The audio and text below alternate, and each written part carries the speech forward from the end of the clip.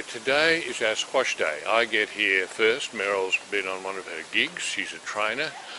And we meet here at the University Squash Courts and we whack a little black ball around for a while. Here she comes.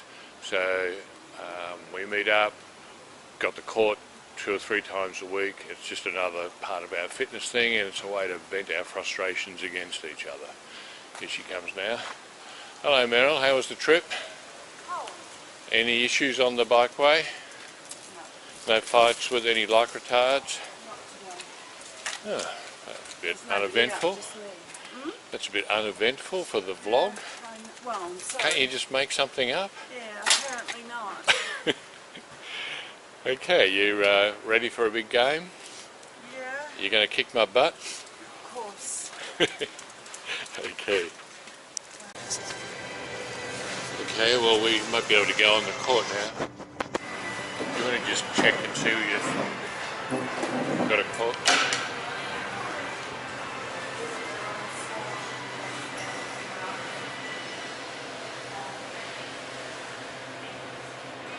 We have a pre-booking on the internet, and then we can just go straight on and start playing.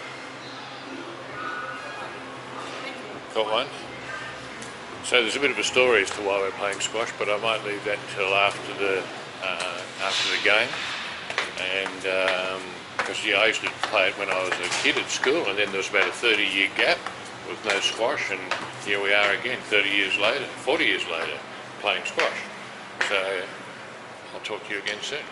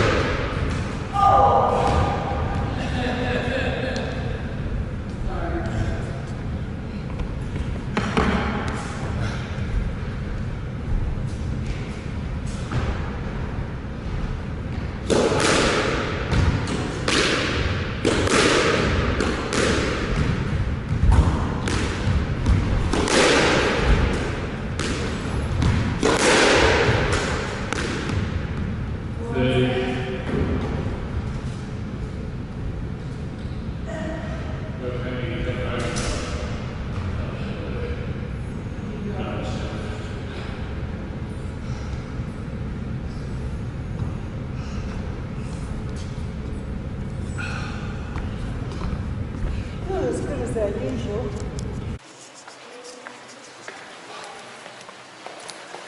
So how was that? A bit scrappy. Good go. Yeah.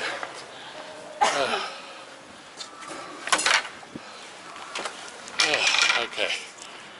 So our squash, just a little bit about the squash. When, as I was saying, I learned to play squash when I was a teenager at school. It was one of the sports that we had, and I played fixtures, not very well, for a few years, probably up to mid-20s.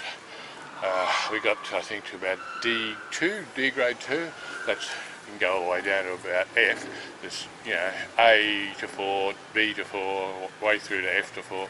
I think we got to D2 at our peak. Yeah, and then, of course, you know, life changes, different jobs, people move away, we're in a team, so it all kind of stopped. And then nothing else happened until, I don't know, about a year ago, when I was looking for, or we were both looking for things to do to keep us a bit fitter and be a bit interesting. So I said to Meryl, have you ever thought about playing squash? No, Meryl said no, because... I can't hit the ball. And why did you think you couldn't hit the ball? Because I can't play tennis. Okay, but you were quite good at netball and things where you held the ball. Baseball. Now baseball, now I said, okay, well if you can connect a baseball to a ball, you know, the eye-ball coordination thing works, why would there be a problem with racket and ball? And you said... Don't know. So I said, okay, well, will you give it a crack? You know, maybe we'll have some lessons, bring me up to speed, because it's been 30 or 35 years or something. And then, of course, you can learn it or have a look at it and see if you think it's worthwhile. So, we get ourselves a coach. Now, what happened then was, you actually found out that it wasn't too bad, hey? Yeah, I can actually hit the ball. Yeah, well, Most of the time. there's a bit of a surprise there because it was working all right. Now, I know I was sort of hopeless, you know, my brain still thought I was in my 25-year-old body, which weighed like probably 25, 30 kilos less than it does now, and off I went, and within about 10 minutes it was like I needed an ambulance, give me a stretcher, I don't understand, what's wrong with this body of mine, it just doesn't move me around like it did, and so I was almost going to give up. I thought, oh well, obviously I've left it way too late. Oh okay, now this is what we've got here is we do the tracker thing, or Meryl in particular does this tracker thing to see, you know, how many calories you burn and what levels of fitness you're in. Okay, can you explain to the viewer what's on the screen there? Well, for 7% of the time my heart rate was over 167. For 34% of the time it was over 166. So not bad. I'm actually not. That's all right. Okay, so compared to a normal squash session, that's pretty much average? Yeah, about average. And how many kilojoules burned? Oh, sadly, only 174. It's cold, you so see. normally you're over 200, aren't you? Yeah, 220, 250. And what do you put that down Cold, to? it's cold. Yeah, well the air is a lot cooler now than it was when we first started playing, when you were getting calorie burns right up into the 250 or 400s. No, for when we were training with the coach. Yeah, yeah. But not. So as I guess the fitness increases, you can do more with, you know, less energy, and also the air's a lot cooler, so it kind of cools you down, and it's not so difficult. Yeah.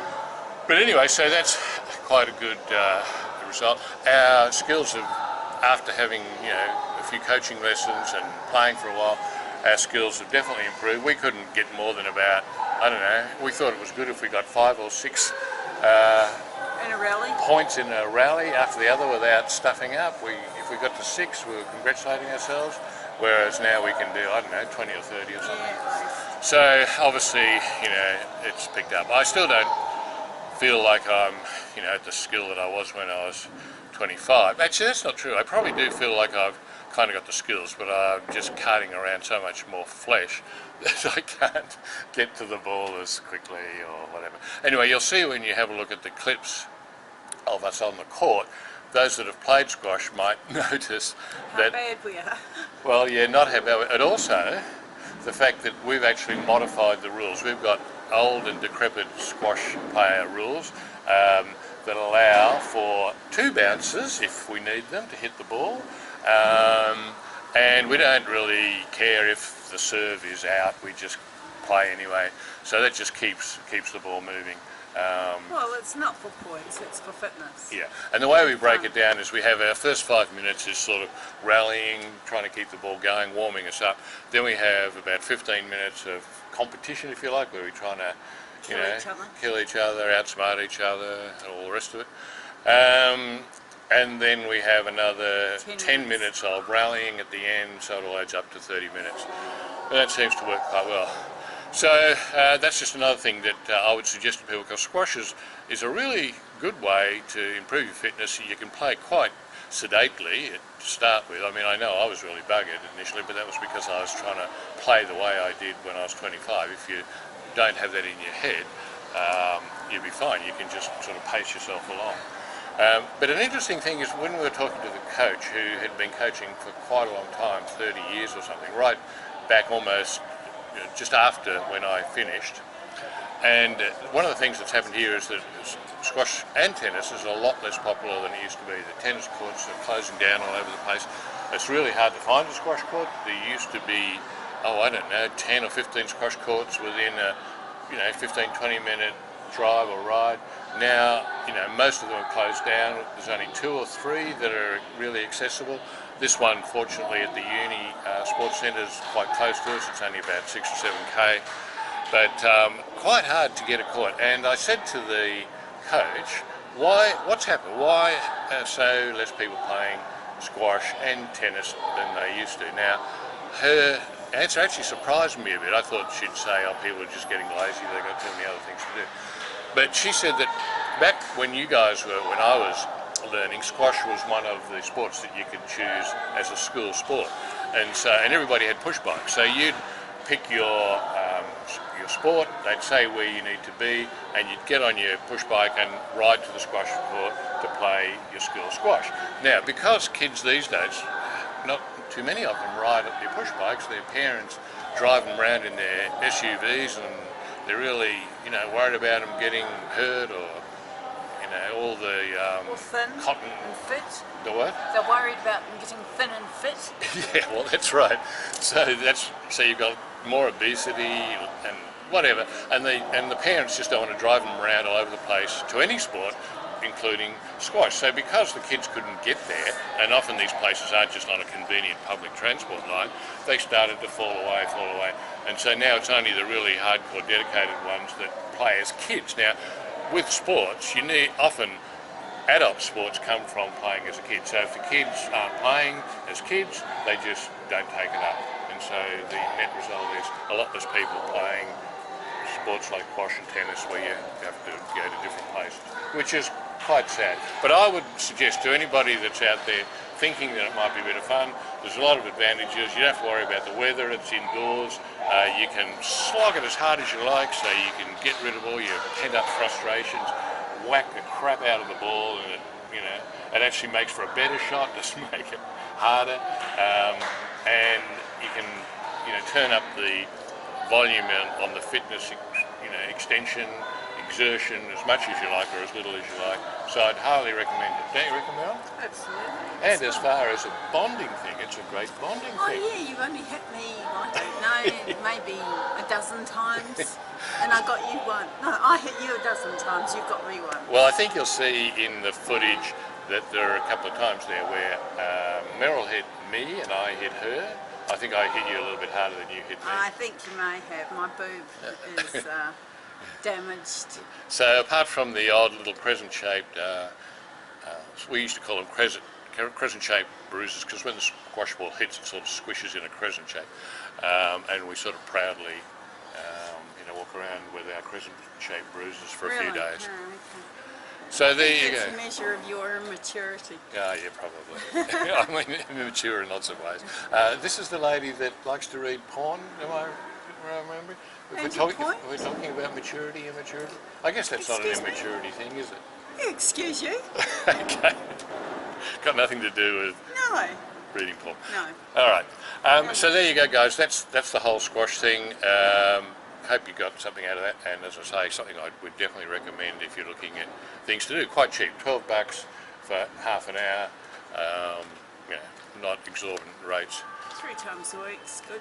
Yeah, about 3 times a week. And we come on our pushies, so that gives us a little bit more of a calorie burn pedalling Except here. I came 20 k's today. Oh, well, that's right, because you had a gig Yeah. beforehand, so even better for you. Yeah. Okay, so that's the squash story. Till next time.